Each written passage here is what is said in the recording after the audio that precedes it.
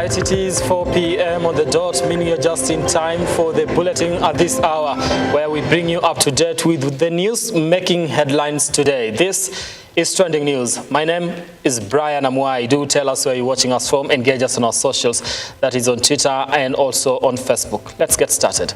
Now, 5 suspects in the case of in the murder of model Edwin Kipto, popularly known as Chiloba, will remain in custody for the next 21 days to allow the police to complete their investigation. Now, the 5, led by the main suspect Jackton Odhiambo, were brought before the Eldoret Chief Magistrate Richard Odenyo, facing charges of murder. Chiloba was found murdered last week on the outskirts of Eldoret, and his body was placed in a metallic box.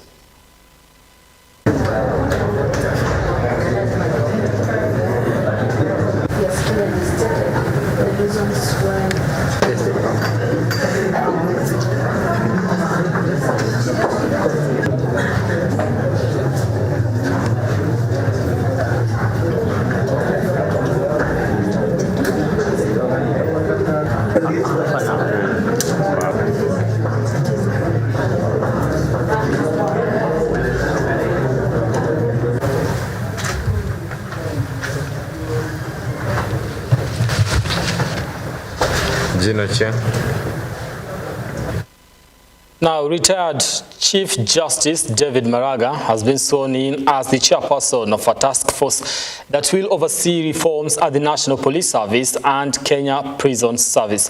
Maraga and 22 other members of the task force were appointed by President William Ruto on 22nd of December. Wilfred Koitamet Olekina Njishoi, having been appointed a member of the Commission on Revenue Allocation under the Commission on Revenue Allocation Act 2011, do swear that I will at all times obey. I, Hadija Nganyi Juma, having been appointed a member of the Commission on Revenue Allocation. I, Chief Justice retired David Kenani Maraga, having been appointed as chairperson of the National Task Force on Improvement of the Terms and Conditions of Service and other reforms for the members of the National Police Service and the Kenya Prison Service, do swear that I will be faithful and bear true allegiance to the Constitution and the President of Kenya during my service in the said task force, without favor or affection, malice or ill will, that I will at all times do my utmost to preserve the peace and prevent offenses against the peace. Now, Jiga menace has been a nuisance in Shinyalu, Hayega area, prompting officers at Hayega Police Station in collaboration with community health workers and administration officers to move from house to house in different villages, treating people infested with jiggers. Now, the Chief Public Health Officer, Shinyalu Joseph Luambi, has asked the residents to maintain cleanliness in order to avert the spread of jiggers.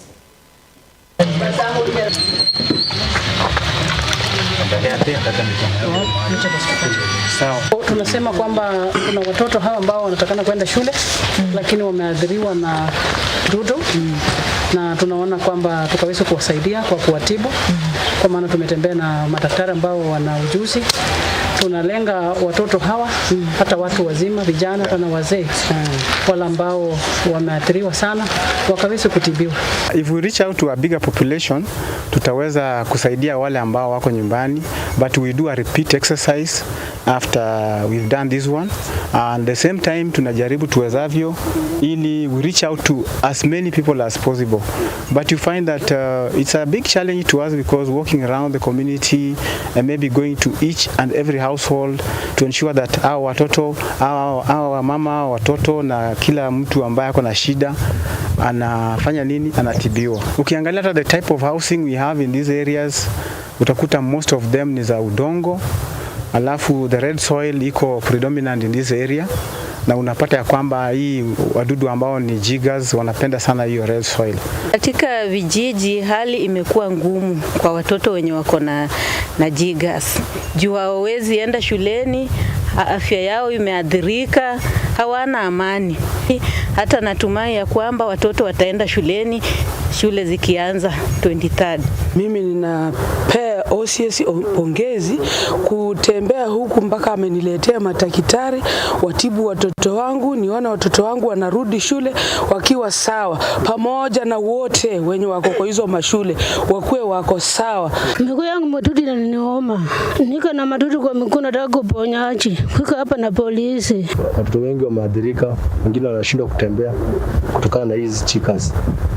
Nashukuru wa polisi wote pamoja na OCS waendelee kututembelea hivyo wakitibu watoto wetu na ndugu zetu ili kumaliza hiyo ugonjwa wa chikas. Tumeshirikiana na OCS Khaeka, madaktari, CHVs kutembelea watu wetu kwa hizi jamii mbalimbali, haswa hii sehemu ya Kwirenyi ambao wameathirika pakubwa sana na hii mambo ya chikas. Na sisi kama ofisi tumechukua hiyo initiative na tutaendelea nayo, tutatembelea hizi area zote ili tuhakikishe tunasaidia watu wetu, shule zikifunguliwa wakuwe na afya bora katika mazingira mazuri. Now, away from that, police in Bungoma, led by Police Commander Francisco Lee, now say they are able to account for most of the victims that were involved in a road accident involving the bus traveling from Lwahaha to Nairobi. Now, the officers say the accident took 3 people as opposed to 21, as earlier reported.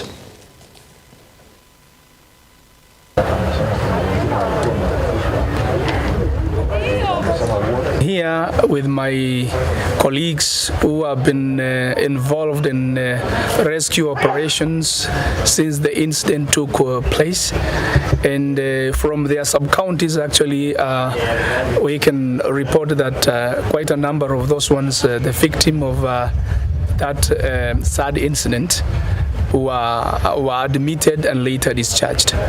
And from the information that the police has in its records that we want members of the public to have is that we are able to account for all those who are involved in that accident, except for those ones who traveled who are taken to the other side of Uganda for medical treatment, not on serious conditions but on fair condition, because they boarded borders.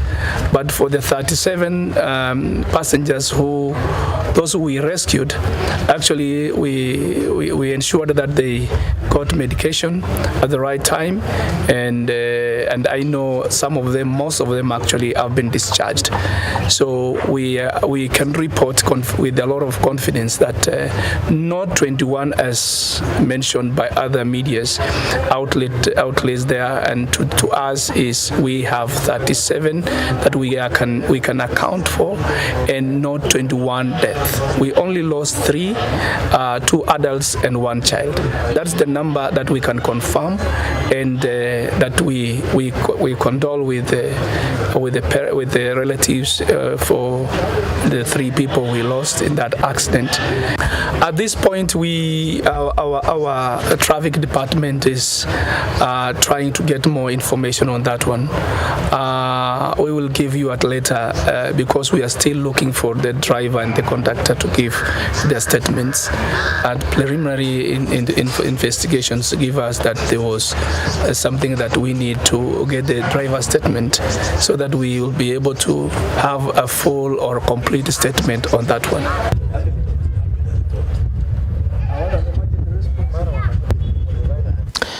Now, Kiambu members of County Assembly staged a peaceful protest in front of Governor Kimani Wamatangi's office, accusing him of using his foundation to distribute bursaries to the people in Kiambu.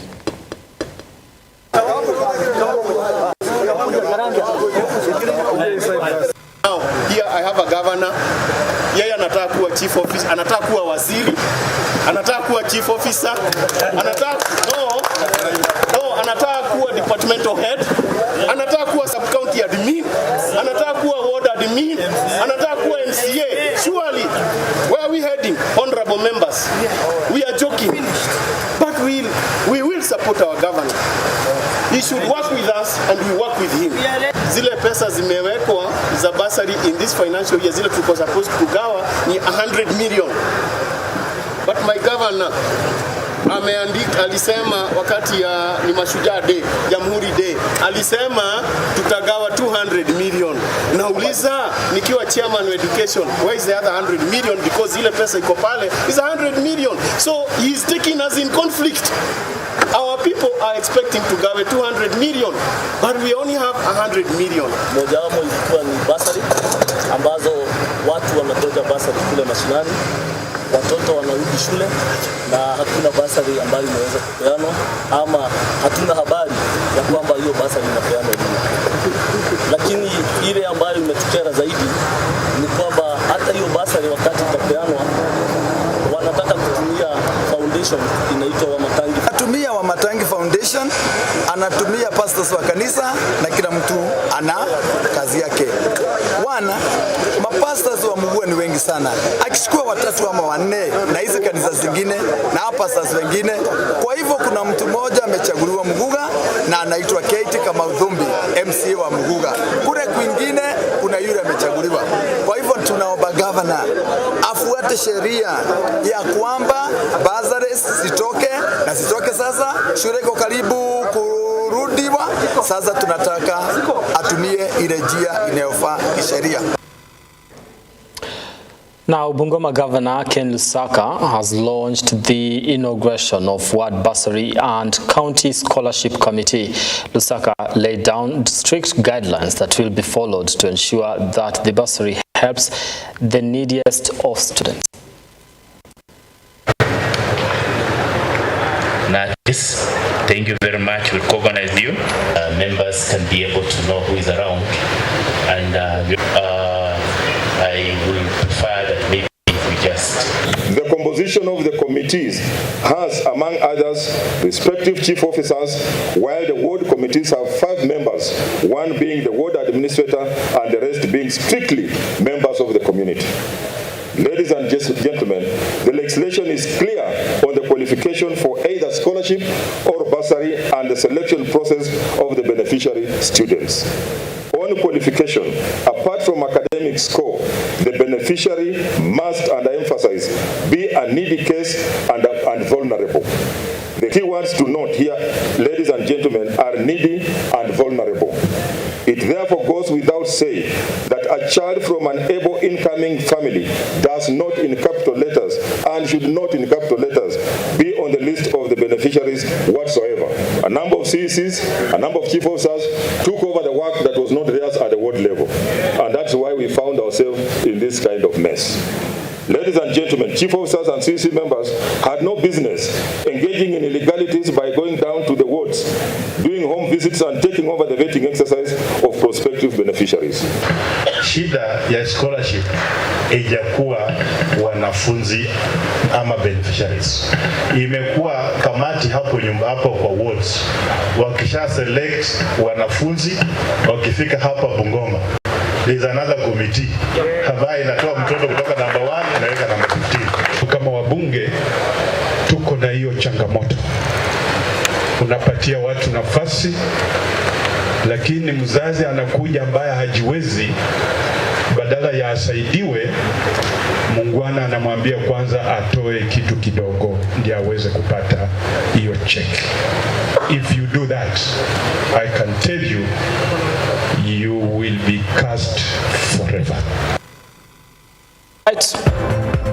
Let me give this to you in terms of what is trending executive order, and these are just some of the executive orders signed by President William Ruto. Now, he has signed the executive order reverting the National Transport and Safety Authority, that is NTSA, back to Transport Ministry from the Ministry of Interior.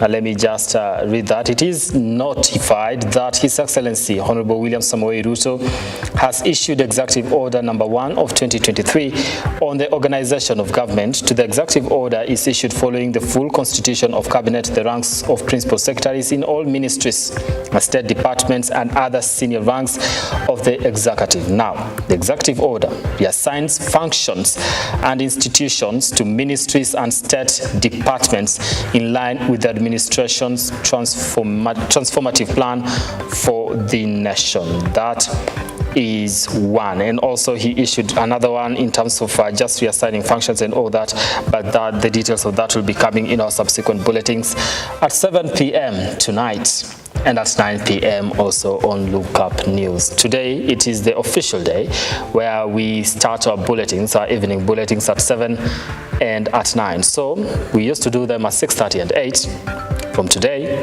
it is 7 p.m. for the Swahili bulletin and 9 p.m. for the English bulletin. See you then. My name is Brian Amwai. Thank you so much for watching.